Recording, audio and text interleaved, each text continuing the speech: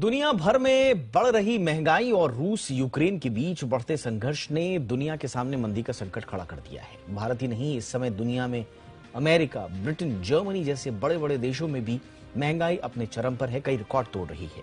दुनिया के हर बड़े देश की करेंसी में गिरावट का दौर जारी है। ये सारे लक्षण आर्थिक मंदी के हैं, लेकिन एक्सपर्ट्स का कहना है कि दुनिया में जिस मंदी की आशंका जताई जा रही है उससे भारत को नुकसान कम बल्कि फायदा ज्यादा हो सकता है।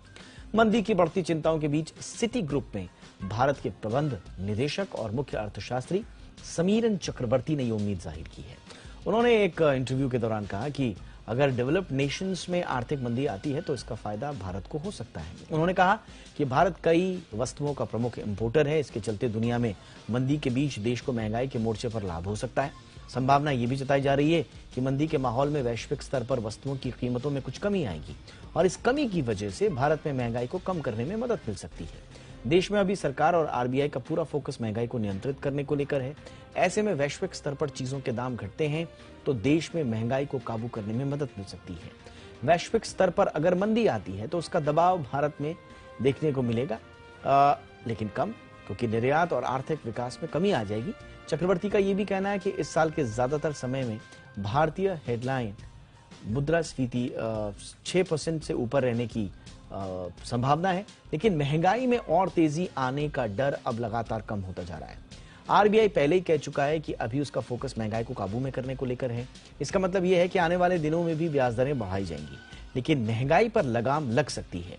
यूएस फेडरल रिजर्व ने कहा है कि मंदी आने की आशंका से इनकार नहीं किया जा सकता, लेकिन मंदी पूरी दुनिया के लिए एक चुनौती है। रूस और यूक्रेन के बीच जारी संघर्ष जितना लंबा चलेगा, मंदी की आशंका उतनी ही ज्यादा बढ़ेगी। युद्ध के चलते पूरी दुनिया में सप्लाई चेन प्रभावित हुई है।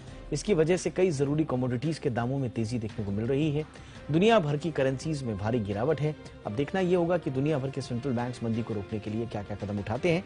लेकिन इस बीच जो सबसे बड़ा इश्यू है, सबसे बड़ा सवाल यह है, जो सिटी बैंक के मुख्य अर्थशास्त्री ने जाहिर किया है कि क्या वाकई में वैश्विक मंदी के बीच भारत के लिए कुछ मौके हैं, क्योंकि इसमें कुछ जो इकोनॉमिस्ट्स हैं उनकी राय जुदा भी है।